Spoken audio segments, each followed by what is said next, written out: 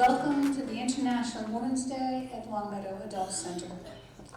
This is the second year we have celebrated International Women's Day at the center, and we are very pleased that so many of you could join us this evening. I am Mary Beth Bergeron. I am the president of the Longmeadow Adult Community Center Fund, LACCF, the sponsor of tonight's presentation. We are a private, non-profit organization created solely to support the Adult Community Center through fundraising that is largely supported by individuals throughout our community. Many of you are here tonight. Much of our effort goes towards mounting educational programming and events, such as guest speakers, art shows, and international dinners, and tonight's International Women's Day event. Tonight we are highlighting Voices of Resilience, and that will enrich all of us as a community. We would like you to go to our website, www.longmeadowadultcenter.org, to learn more about what LACCF does. It is now my distinct pleasure to introduce to you the key person involved, or one of the two key people involved in getting this presentation together tonight. And as you can see, it's been an incredible effort by these two very talented and competent women. Janine McVeigh. I'm technologically challenged. But thank you, Mary Beth, for all that you do to bring exciting programs to the Longmeadow Adult Community Center. And welcome everyone. Happy International Women's Day. Really, this is such an amazing turnout. There are a lot of events going on around the valley, so we're so grateful that you decided to come here tonight. I'm here not only in my role as a board member of LACCF and as a resident of Longmeadow, but also as a member of the Bay Path University community. Bay Path is well represented here tonight, including our president, Sandy Doran, and her husband, Steve Doran, as well as our amazing Voices of Resilience team, most of whom are part of the Bay Path community, as faculty, as students, as alumni, and friends of the university. The university is an important part of our community, and we welcome you. So the theme for International Women's Day this year is #EmbraceEquity. The organizers of this global event ask us to do the following. Imagine a gender-equal world, a world free of bias, stereotypes, and discrimination, a world that's diverse, equitable, and inclusive, a world where difference is valued and celebrated. Together we can forge women's equality. Collectively, we can all embrace equity. So we are so honored this evening to be hosting Voices of Resilience for this event. When we first approached Professor Janine Fondin about it, we were excited about the timing of today's event, as we're at the intersection of Black History Month, which we just concluded, and at the beginning of Women's History Month. Voices of Resilience elevates the voices and experiences of women whose contributions and stories have not been told because of race, ethnicity, and other discriminating factors, and hence are not part of the American history that we know about. But their history, women's history, is American history. The panels that you see here today, highlighting notable women, are just a subset of a months-long exhibit for Voices of Resilience that was held at the Springfield Museums in 2019. It was a collaboration among Janine Fondin and project scholars, Dr. Demetria Shabazz and Dr. Lucy Lewis, who are here tonight, and who curated the exhibit with support from our students and others. By elevating these women's stories in creative and engaging ways, Voices of Resilience takes us forward to embrace equity, the theme of this International Women's Day. I am so pleased to introduce to you Janine Fondin, Professor of Communications at Bay Path University, who is the visionary behind Voices of Resilience and is a mover and shaker in our region, as so many of you know. Professor Fondin. Welcome, everybody.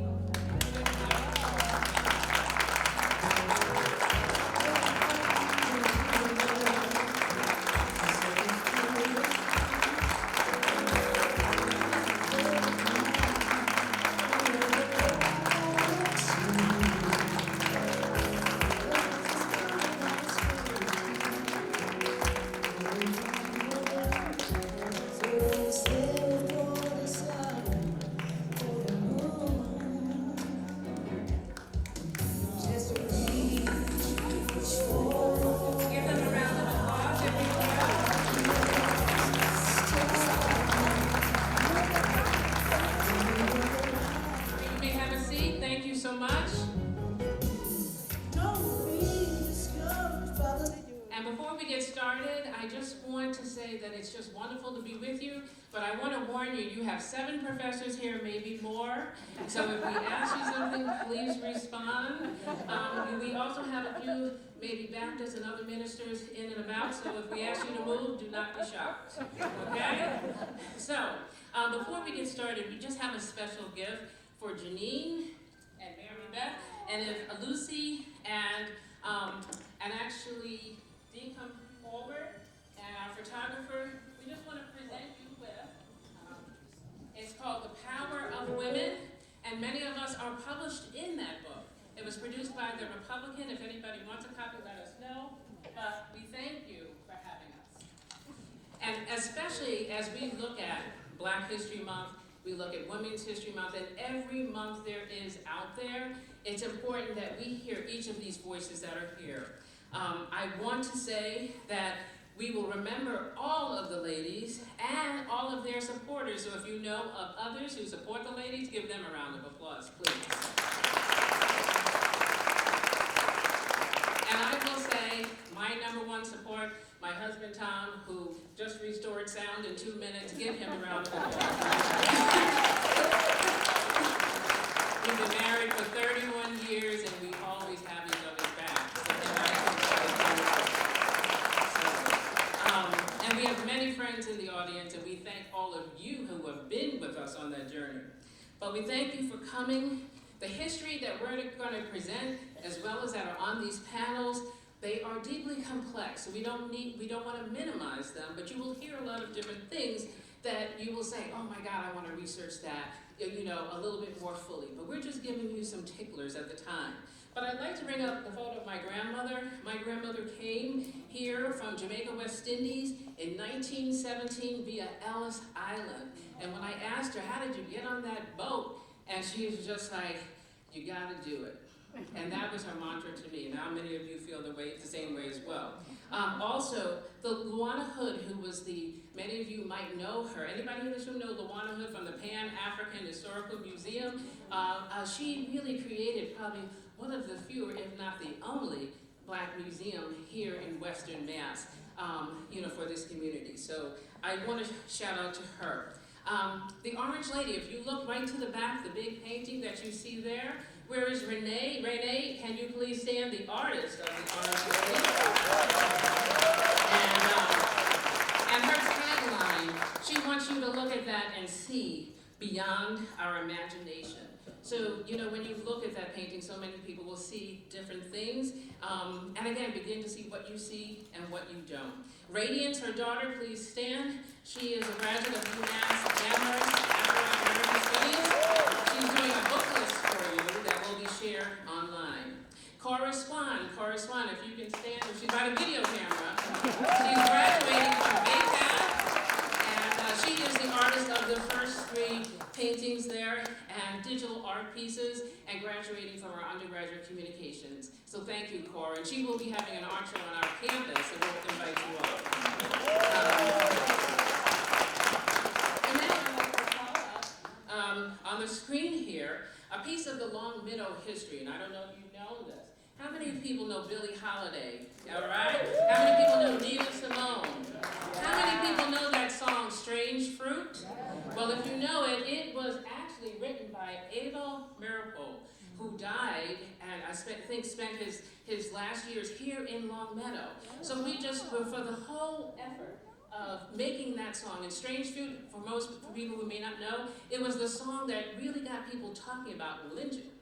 And it was very important. So just to honor that time of that song being with us, and like I say, a lot of these individuals, their heritage, their history is very complex, but we will honor that song today as making a positive move in our community. Also, a little bit about Abel.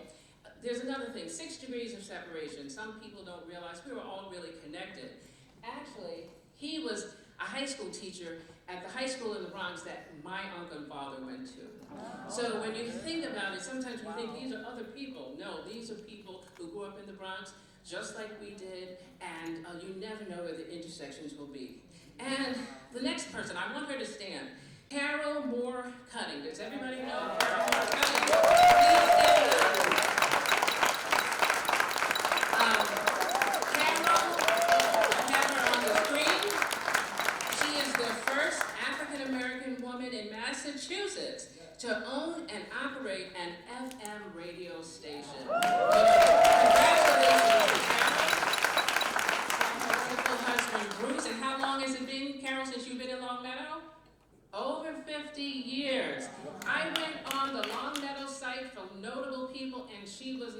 Does she deserve to be there? All right. So let's make it happen. So I don't know who runs that, but I put it out in the universe that she needs to be on the notable people and coming from Long Meadow and be honored as such. So town meeting people, whatever you have to do. All right, so now you're going to hear a number of voices. The first one I'm going to ring up, Priscilla Kane Helweg. Rachel Carson, you will talk a little bit about her. Hello everyone, I am delighted to be here, thank you, and bring Rachel Carson's voice here for resilience. She was a pivotal figure of the 20th century. She was a marine biologist.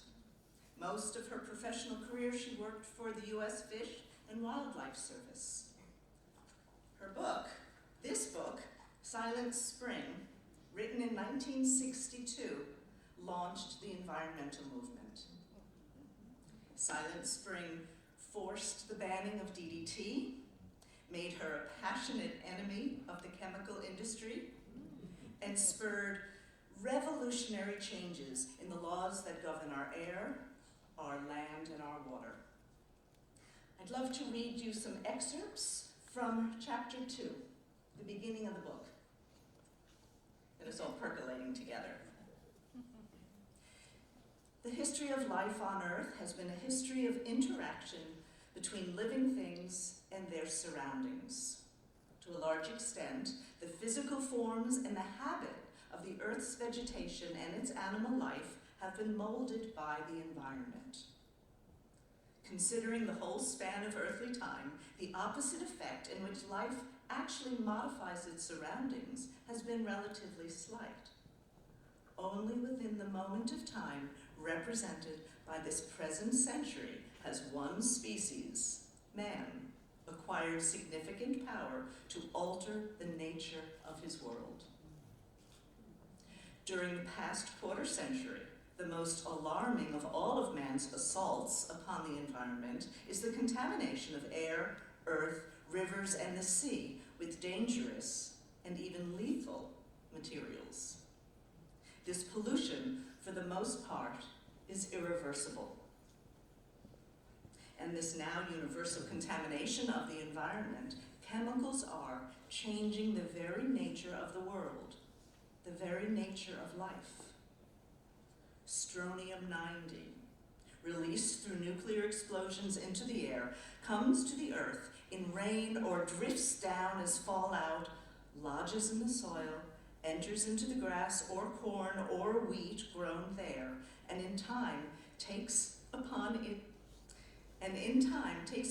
abode in the bones of human beings and remains there until death. Similarly, chemicals sprayed on croplands or forests or gardens lie long in the soil, or they pass mysteriously by underground streams until they emerge, and through the alchemy of air and sunlight, combine into new forms that kill vegetation, sicken cattle, and work unknown harm on those who drink from the once pure wells.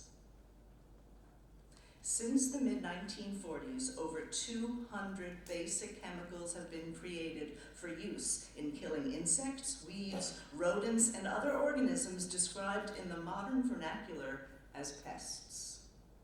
And they are sold under several thousand different brand names. All of this has been risked for what? How could intelligent beings seek to control a few unwanted species by a method that contaminated the entire environment and brought the threat of disease and death even to their own kind? Yet that is exactly what we have done. All of this is not to say that there is no insect problem and no need for controls.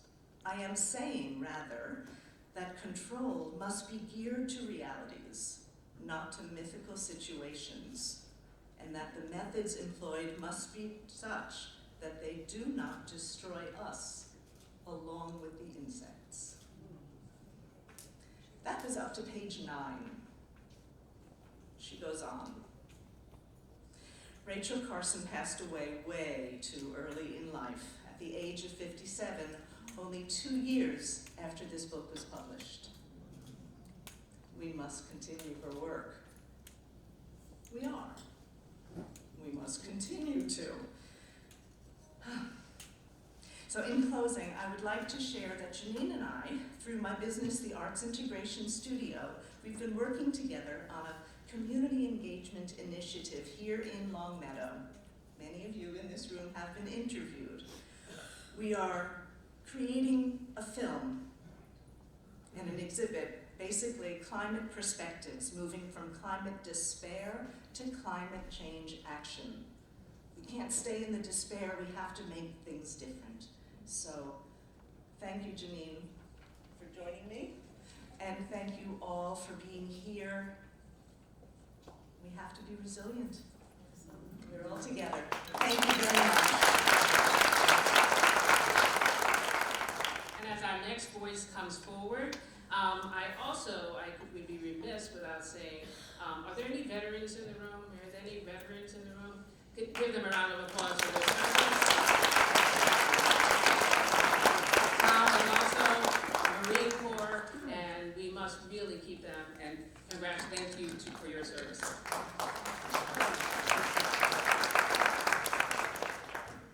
Good evening, everyone. Not only is today International Women's Day, but in the Hindu holiday is Holi, and that is when we celebrate spring and colors. So I wish everyone a happy Holi and happy International Women's Day, happy spring, and happy positive vibes. So I decided to speak on my grandmother, Lillian Sohed. That's me, I know, super cute. And my mother, and over here is my grandmother and my grandfather in Guyana. So my grandmother was born on March 9th, 1923 in Guyana to Indian indentured servants. They were slaves of the British. This year will make her 100th birthday. Although she is no longer with our family on earth, she is around us every day in all that we do. I believe that my grandmother lives on through the talents that each of her children and grandchildren hold, which we all gained through her. Lillian was a woman of all trades. She was a mother of 7, a grandmother, a farmer, a businesswoman, a provider, a protector, a storyteller, a singer, a fisherwoman, and a dancer. In Hindi, there are many ways on how you call your grandmother. Some say Nani, or Aji, or Dadi Ma. In my family, we refer to Lillian as Mai, M-A-I, Mai. Mai in Sanskrit is used to refer to Hindu goddesses. I don't know how the tradition of calling my grandmother Mai began, but in my heart, I know this title fits who she was as a human on this earth. I interviewed my uncle, who is Lillian's oldest son, and asked, what is a memory of Mai that sticks out to you? My uncle shared a story of how he and my grandmother would sell fruits and vegetables in the market in Guyana, and how my grandmother would fish using just string and her bare hands. She would dive in the water and come up with fish. My grandmother would then walk 30 minutes home and cook the fish for her children and husband. Before my uncle would go to school, he would get his bicycle ready. My grandmother would get on the bicycle with him, and he would ride to the market with her sitting on the front. At the market, my grandmother would lay out a blanket on the floor and sell every single item and would not leave until all of the items were sold. Lillian was very strategic and business-minded. When she would see that sales are low, she would create a bundle deal or lower the prices. My grandmother would take this money to then buy from others in the market or even save the money. My grandmother hustled and saved to send my uncle to America so he can begin to pave the way for our family. My uncle shared with me that there was never a time where my grandmother was not doing anything. When she wasn't cooking, cleaning, farming, fishing, or at the market, She would be giving to those in need or at her church. My grandmother was a devoted Hindu and accepting of everyone around her. My grandmother taught my aunts and uncles of all religions, even bringing them to the Muslim mosque and the Christian church where she also helped.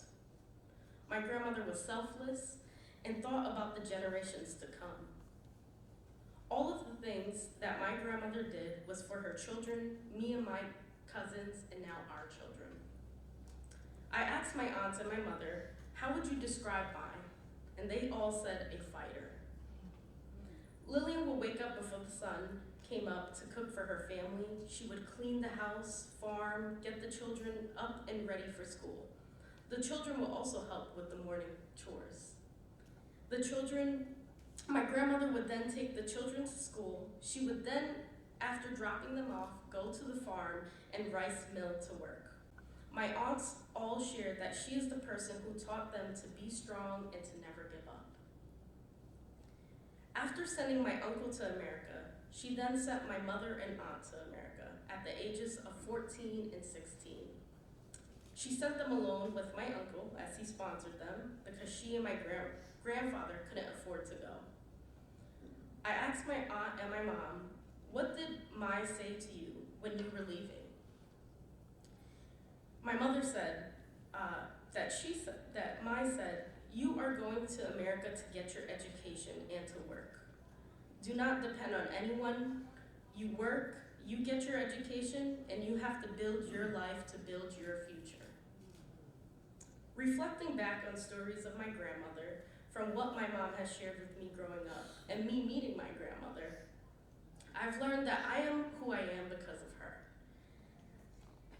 I am strong, I am intelligent, I am building a future so I can teach my children in the way that she taught my mom, aunts, and uncles to pave the way for generations to come. I continue to live in her legacy, and so do my family members in all that we do, whether it is in our careers, gaining an education, or helping those in need. So I chose to highlight my grandmother because in whatever I do, whether it's at work, home, or just in conversations that we have, I know that this is what she has wanted me to do. And I believe that you all can relate to this story. We all have that one person in our lives that have made a difference. So thank you very much. Let me say happy birthday to Grandma. She's not here, but happy birthday. And now we're going to hear from our scholars, Lucy and Dee. This is going to be a quick 2-second interlude. I was born and raised in Springfield, but my first trip to Long Meadow came when my oboe teacher, Mr. Wilford Burkle, got married and moved from Forest Park to East Long Meadow. We got lost. But when I think about the connections between the intersections, the connections between the peoples of the community, I think first to my 7th grade math teacher, Mr. Chapin. He was the descendant of Benjamin Cooley's daughter, Bethia Cooley, who married Henry Chapin. After all those many years later, Benjamin Cooley was a founder of Long Meadow, if you're not sure who that man is, by the way. All those years later, my 7th grade math teacher was so proud of his heritage, connecting him to those originating people, that he spoke of it very often. So I have a quiz for you. How many of you lived in Long Meadow in the 60s and attended the Springfield Public Schools with me? We went to there were so many students from the Springfield Public Schools when both my husband and I were in school from Long Meadow. I'm not sure why, because you did have a high school. But we shared many a day with residents from your fine town. And that's my moment of history. Hello, thank you so much for inviting us here this evening. It's just a real honor to share our stories, the diversity and the variety of who we are as women of color, and to celebrate our history with you. So I'm a scholar. I'm also the daughter of Sita Diana Rougeau, who grew up in rural Louisiana. She's not here tonight because it's a little cold for her coming from Louisiana, but she lives with me. And as everyone has expressed, not only that diversity and variety makes us who we are, but it is our mothers and our grandmothers that build the foundation for who we are and what we're presenting tonight. The issues that divided early suffragettes still plague women today. Classism, racism, power, and privilege. But Massachusetts has done much in terms of activism on behalf of women's rights and abolition. And as early as the 1830s, women like the Grimke sisters, Lydia Maria Child, Lucy Stone, one of my favorite, dared to align themselves in public about the evils of slavery and the oppression of women, a position that not all white women suffragists took. And lest we forget Sarah Remond, the only black woman among 1,500 female suffragists who signed the first women's suffrage petition in Great Britain. So, I say that to say, what we are engaging in this evening is momentous. As the Longmeadow community invites us to contemplate and learn from and about the diversity of experiences and contributions of some of the voices of African-descendant women and their history, this is an important moment. As the late Luana Hood has always proclaimed, our history did not begin in slavery, and our indelible contributions have left a lasting legacy. As we continue to shape our own destinies and that of our communities, we must recognize that to truly bring about change that is meaningful for all people, everyone's voice needs to be at the table. So, let us begin with Dr. Janine Spinola Taylor, as she shares her rich history as a Cape Verdean American, a country comprising a group of islands that lie 385 miles off the west coast of Africa. In the mid-1970s, many Cape Verdeans migrated to the U.S. and to Massachusetts as the country fought for their independence from their Portuguese colonizers. Janine.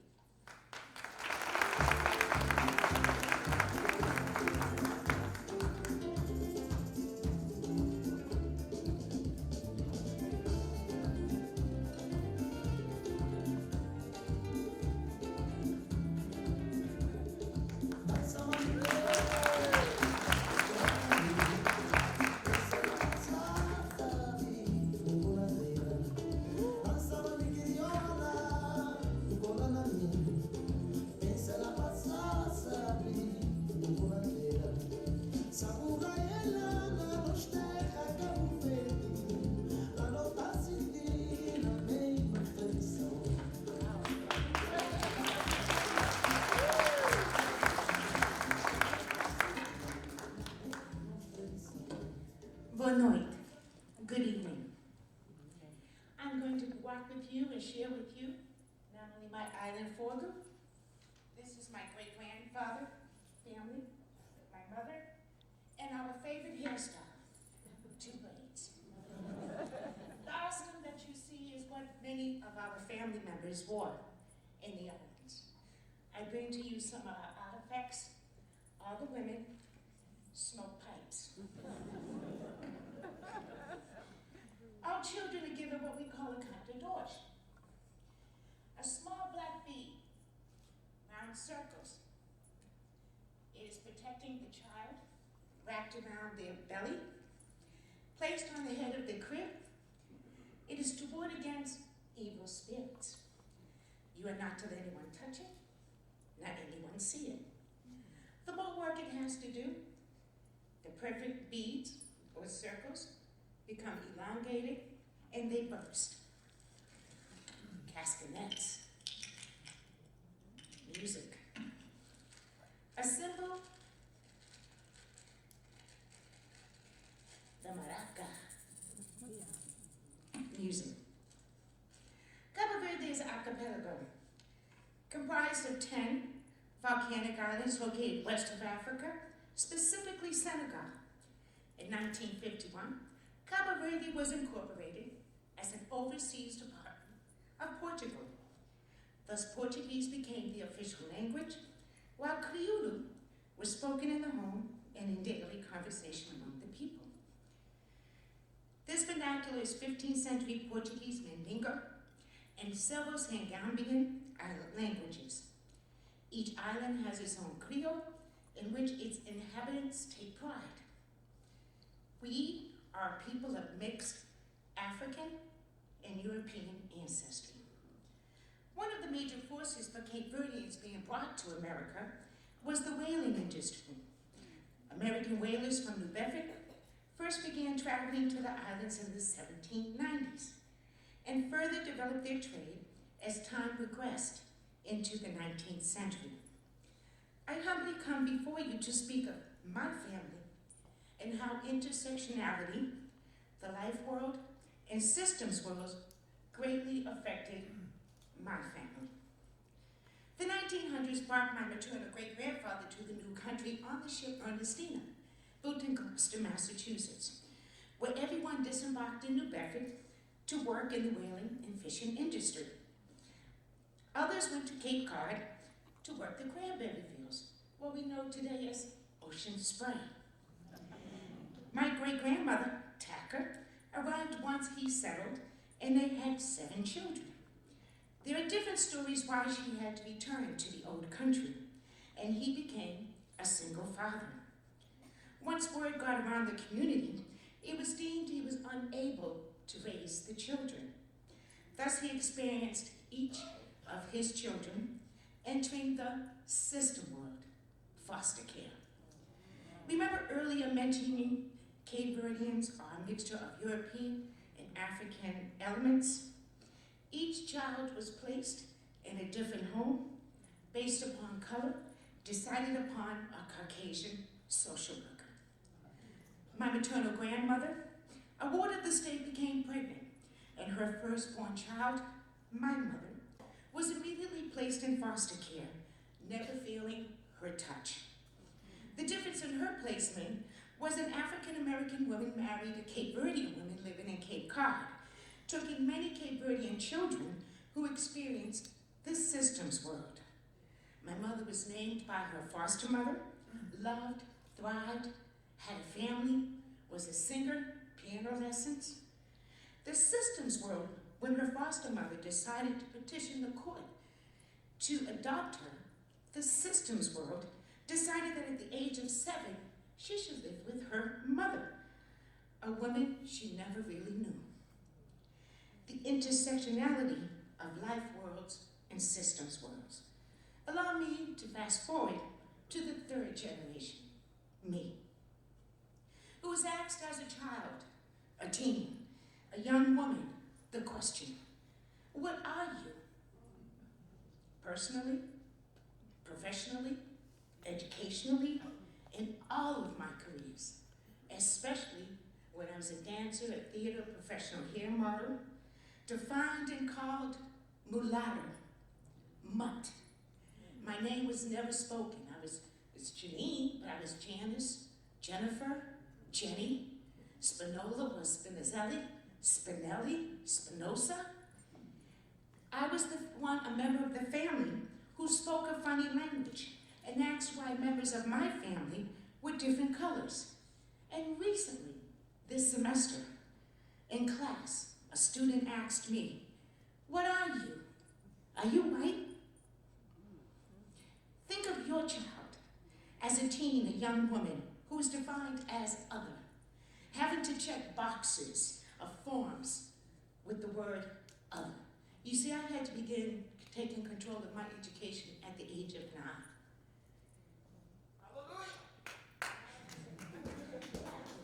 What is other? Another element of intersectionality, life worlds, and systems worlds. Lastly, I am not the first generation to attend college.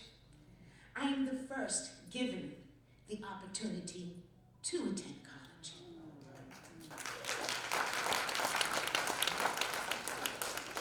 The first to earn an undergrad, a graduate, and doctorate degree. What I desire to leave with using this family story is our human thread. Since a human thread can be spiritual for some, love for others, ambitions, friendships, and a human thread could be collecting buttons. What am I? I am from the fire, the water, the mountain, a life given, a life deserved, a life strived for, a life, my life, a voice of resilience. Obrigado. So again, we have Dr. Lucy Lewis to share more of her story. She is a dedicated, one of the things she is a dedicated genealogist who believes that the knowledge and understanding of our link to history sets the foundation for our lives. She has traced her roots to some most surprising places. Good evening again. Resilience and belonging. These are not concepts we walk around thinking about every day, but without them, getting through challenges and the obstacles we face can be overwhelming. As an introvert and a wallflower all of my life, those concepts were not part of who I saw myself to be until I began the journey into my ancestral history. It was through learning about the strength and courage of those who had come before me that I embraced the possibility that I could have inherited their resilience if only I would be open to expressing it in my life. And these forces were on both sides of my family. In 1634, my paternal 8th grade grandmother, Mary Town Esty, was born in England, later immigrating to Salem, Massachusetts. She married and lived a quiet life and raised 7 children until she was accused of witchcraft in April of 1692. Arrested on April 21st, just a few weeks after her 2 sisters had been arrested on the same charge. Acquitted of those charges, she was re-arrested on May 20th. The events of her arrest and trial are well documented, as is her final plea to the judges. Convicted and facing certain death, her pleas were not for her, but for the justice due to others who were or were to soon be caught in that snare. With grace and courage, she wrote, "I petition your honors not for my own life, for I know I must die, and my appointed time is set. But the Lord, he knows it is, that if it be possible, no more innocent blood be shed." She implored that your honors do the utmost of your powers in the discovery and detecting of witchcraft and witches, and would not be guilty of innocent blood. Mary was hanged in 1692, but the power of her words and compassion for others swayed the hearts of many and helped to put an end to the hysteria that drove the witch trials. She was acquitted posthumously. I found this line in my research in 2018. On the other side of my family, I wondered why my maternal grandmother claimed her Nova Scotia descent. How did we get there? According to my mom, we came from a pumpkin patch. And I thought she was right. This was my truth until I found Joseph. I found him in 1996 and began my journey to learn history. Joseph was born in 1739. He was owned by Nathaniel Cromwell until he heeded the November 7th, 1775 call of John Murray 4th Earl of Dunmore, and Governor of the British colony of Virginia. That call was referred to as Dunmore's Proclamation, and it promised freedom to any indentured servants, enslaved African Americans, or others held in bondage by the American revolutionaries who were willing to bear arms with the British troops. Joseph ran away and joined the British Ethiopian troops to fight for his freedom. Although the fight was lost, the British kept that promise and transported those who joined them to Nova Scotia. Boarding the ship named Joseph in 1783, my 4th great-grandfather moved forward in courage and determination to start a life anew as a free man, now able to shape the road ahead. He took the name Joseph after the ship that had brought him to his freedom. As a Black loyalist, Joseph is included in the Book of Negroes and received a land grant for his service of 50 acres of land. Joseph married and endured the unforgiving conditions of Nova Scotia to carve out a life. He raised a family that gave rise to one of the largest Black families in Nova Scotia. His 2 sons, William and Jerome, are recorded in the 1815 history of Weymouth, Digby area. After economic reversals in his hometown, Joseph's great-grandson and my great-grandfather reversed the journey to come back to the United States in 1885 in search of a place where he too could carve out a new path for his future. He settled in the Boston area, married, raised strong, determined daughters, who in turn raised strong, determined daughters. This knowledge helped me understand that with the strength of Mary Esty and Joseph Cromwell surging in my veins, it was impossible for me not to claim resilience and belonging as my own. My story, like yours, is a small part of the many stories to be recognized and shared. This exhibit stands as an affirmation and an encouragement that learning about and embracing our historical and ancestral past that is grounded in the vibrant lives we have not seen and the silent voices we have not yet listened to gives us place and foundation that will enrich us, but more importantly, will embolden our children to know they stand on incredible shoulders that challenge them to continue their journey. Thank you.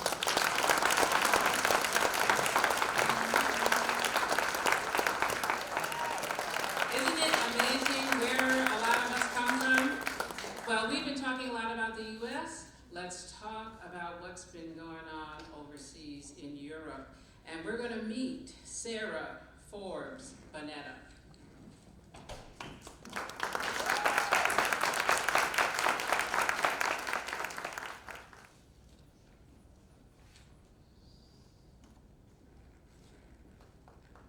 Good evening.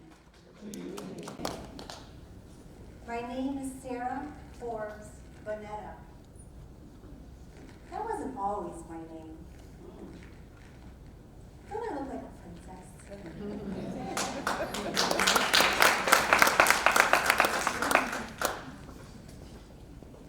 I was born in Africa.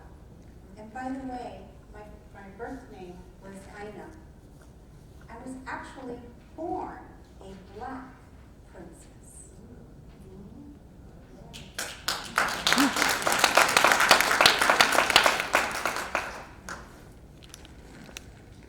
Until an awful Black rule. King Gezo, a Black king in Africa who captured his own people as slave trade. He invaded my family and captured me. He realized after seeing the tribal markings on my face that I was a princess, as that was the tradition. So he knew my worth. He captured me and kept me for 2 years. little water, not much food. Even throughout as well, after the slave trade had ended in Europe, he continued enslaving his own people. And why?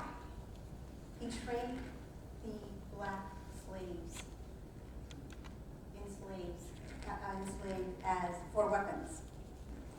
So eventually, Britain noticed that he continued his slavery, and they sent over a ship with a captain.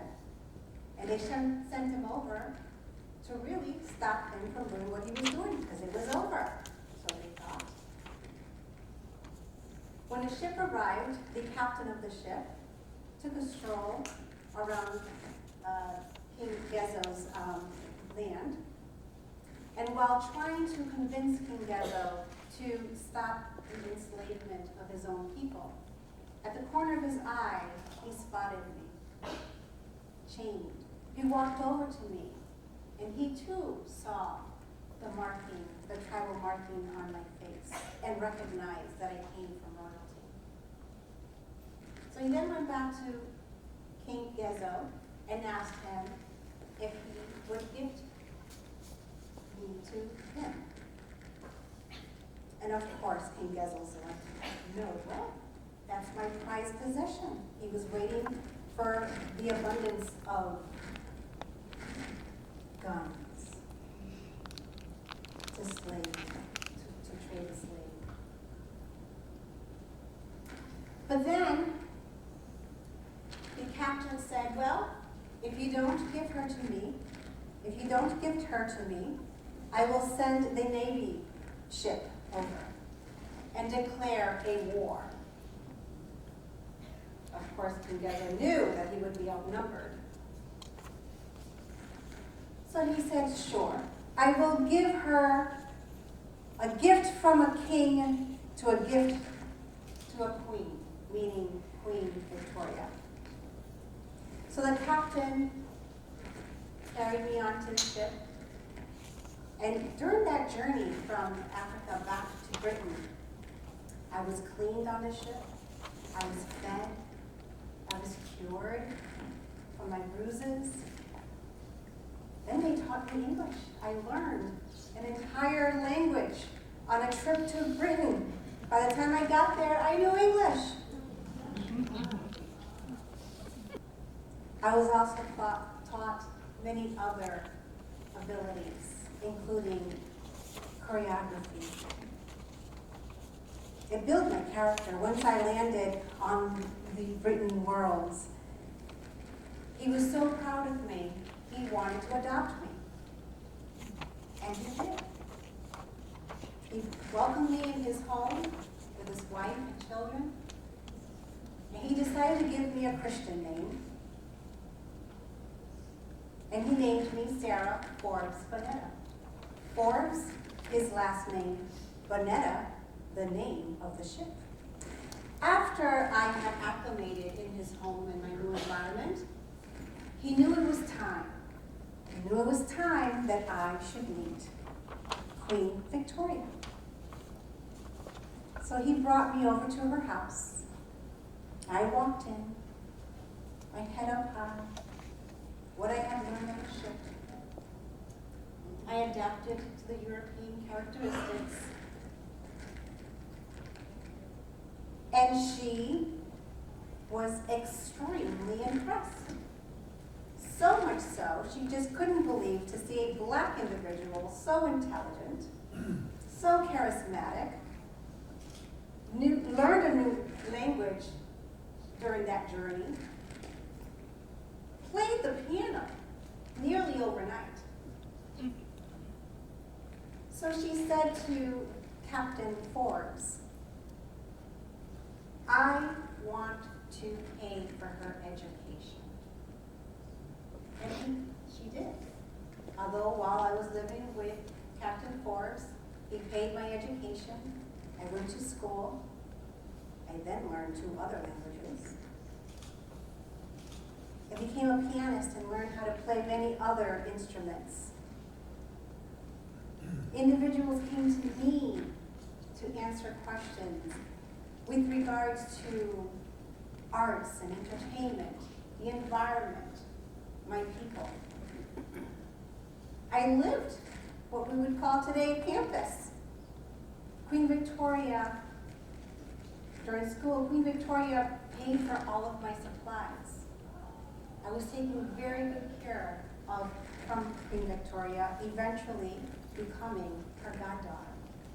As you would imagine, many on campus, while I was studying, did not like the thought. Why is this black woman, that black girl, being treated so nice, better than I? Why?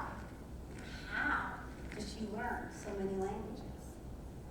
How could she be so intelligent? And I just continue to do what I do. Eventually, I finished my education, completed my education, got married, had children of my own. My firstborn was a female, and with Queen Victoria's permission, I was able to name my first child Victoria. Because of the travels from Africa to Europe early on my stay, I did become ill. Had a lung infection, later became tuberculosis, and I did pass. Who you see before you is a ghost.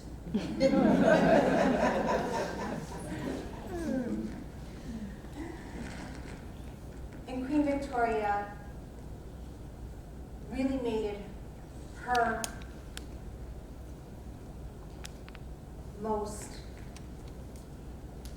prestigious way, in her most prestigious way, to make sure that I would be buried with dignity. And dignity meant that my name was actually on the tomb for a black individual. All is said,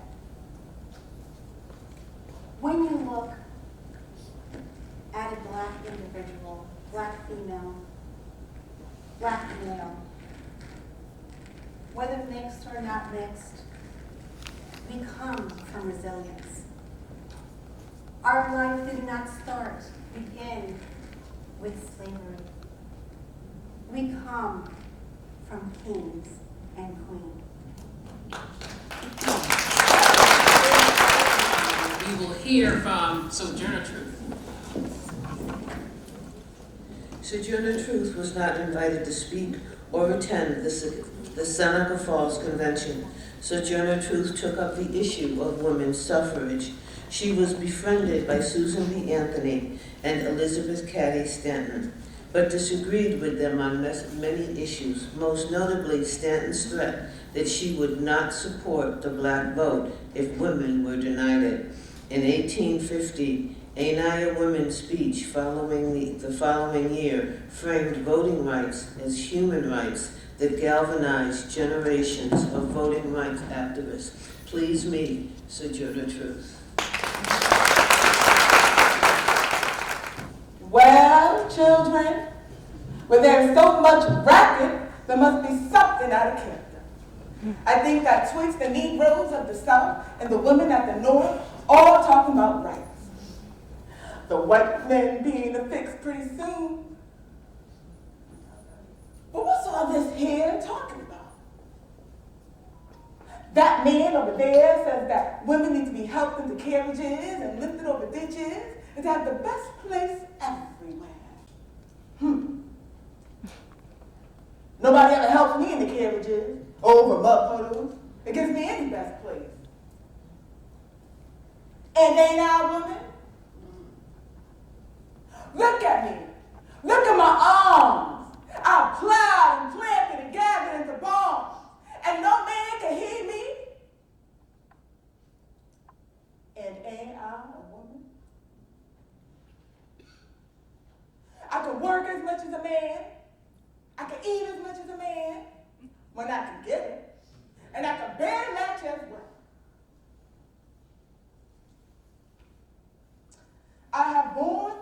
children I've seen almost sold off to slavery.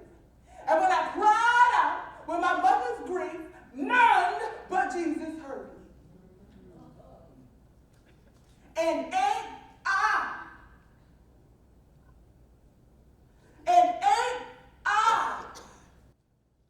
Then they talk about this thing in the head. What's that they call it? Intellect. That's it, honey. Intellect. Now, what's that got to do with women's rights or Negroes' rights? If my cup won't hold but a pint, and yours holds a quart, wouldn't you be mean not to let me have my little half measure full? Then that little man in the black there, he says, woman can't have as much rights as Christ, because Christ wasn't a woman. Where did your Christ come from? Where did your Christ come from? From God and a woman. Man had nothing to do with it.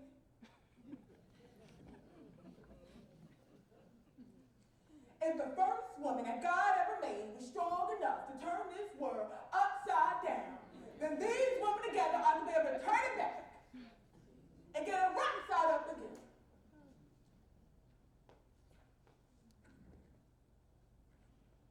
And now, they ask me to do it.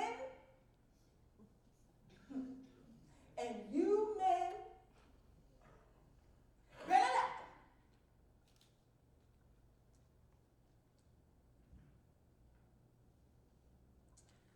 Obliged to you for hearing me today, and now on sojourner, and got nothing more to say.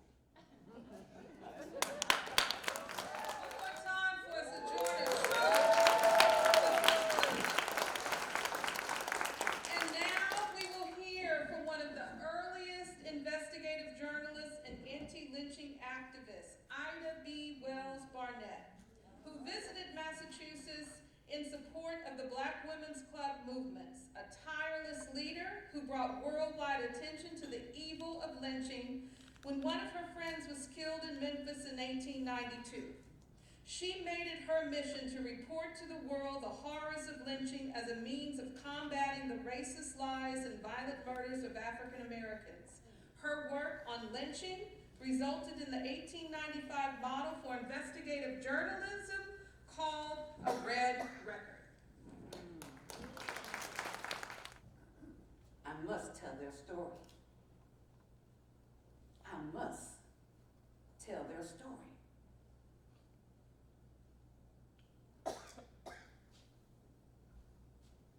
In Memphis, Tennessee, the lynching of 3 Negro grocers would change the whole course of my life. Calvin McDonald, Henry Stewart, they were my neighbors. Thomas Moss and his wife, Elizabeth, same name as my mother, were my good friends. Their little daughter, Maureen, used to sit on my lap. I was Maureen's godmother. Tom and Elizabeth was expecting their next baby any day now. These were real people, just like all of you in this room today. These were good people. I entered their homes. I sat at their tables. I even broke bread with them. Real people. After years of saving their hard-earned money, the 3 men decided to go into business for themselves and open up a general store in the predominantly neighborhood in downtown Memphis called the Curve. Now, these men purchased an abandoned meeting hall. And during renovations, they had a paint party picnic. Ha! Yes, I remember just as if it was yesterday. They came out, everybody came out with their brooms. They were cleaning and they were sweeping, getting the building ready for the opening of that day when the store would open. Oh, they came, and I remember in the backyard of the store, we had a picnic. We had roast pig, potato salad, pickled beans and corn relish and lemon pound cake. Oh, and iced tea with mint juleps. Yes, I can remember just as if it was yesterday. And later that afternoon, we posed in front of the store to keep a memory. Those men were so proud of their accomplishments as they looked at the shelves and the aisles that were filled with the food and the supplies and the groceries. And it was decided that because it was built for especially the Negro population, it was decided that the store would be called the People's Store. Now the People's Store, it opened up in the same area as the white grocer, who had made a small fortune off of the black community because it was the only store in that area. Now, that store owner had a policy. Blacks could shop in their store, but they could not work in his store. So when the People's Store opened up, now they had their own store that they could shop in and that they could work in. It was their own. Now, as time progressed, the white owner decided that they had to shut down the People's Store. So they instigated a mob to attack the People's Store. Oh my.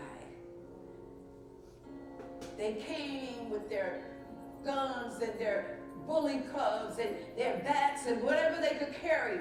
And they came and they charged in on the People's Store. And the people that were in the blacks that were running the People's Store tried to defend what they owned, tried to protect what they owned. And they stood face to face with the mob, but they were outnumbered. The three owners was dragged into the woods.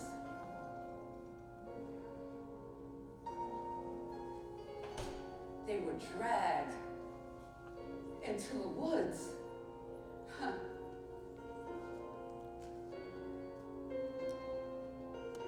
Oh, the memory of that day.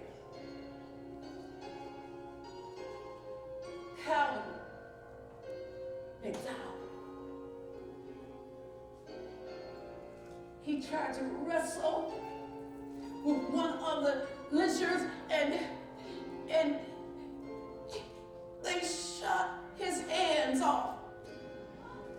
And then they gouged his eyes out. Oh. And Tom,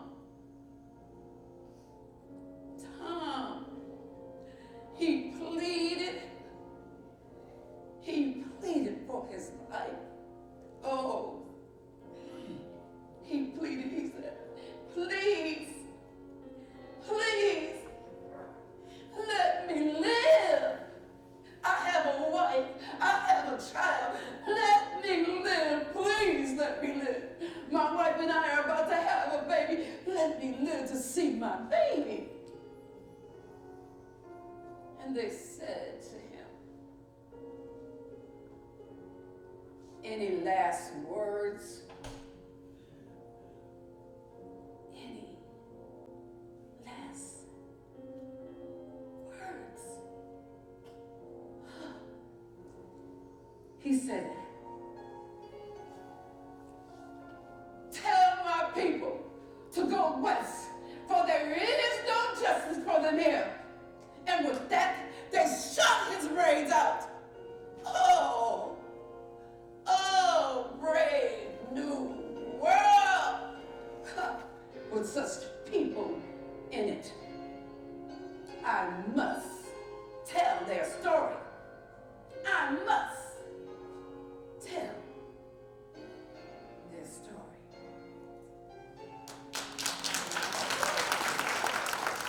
Did everybody enjoy our stories tonight? Very powerful. And when we see how the history goes around the circle, you see what our dear sister shared today, and then you understand how, I explained earlier, how in my father's high school, that there was the man who said, "I need to tell that story too." We are all shared in this. And as speaking of music, how many of you really believe the power of music in uniting all of us? And we are going to have our wonderful, wonderful songstress to come forward. Everything good? Ethel Lee, do we know Ethel Lee locally? I kind of wish that I had some time in between because that last story, oh, it got me. It got me. Because I was born and brought up in the South in the heart of segregation, so, oof. So just give me a minute to take my breath. That was powerful, powerful and beautiful. She is amazingly creative, bringing so much more to a song than just a singer. She's a first-class musician and the most gracious person in the world. These comments were made about the one and only amazing Ella Fitzgerald.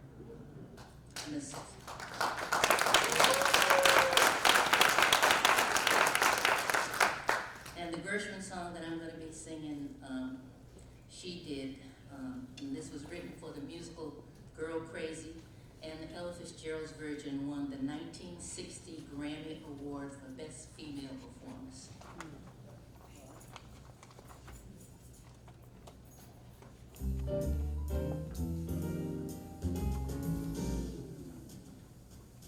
They're writing songs of love, but not for me. Unlucky stars above, but not for me.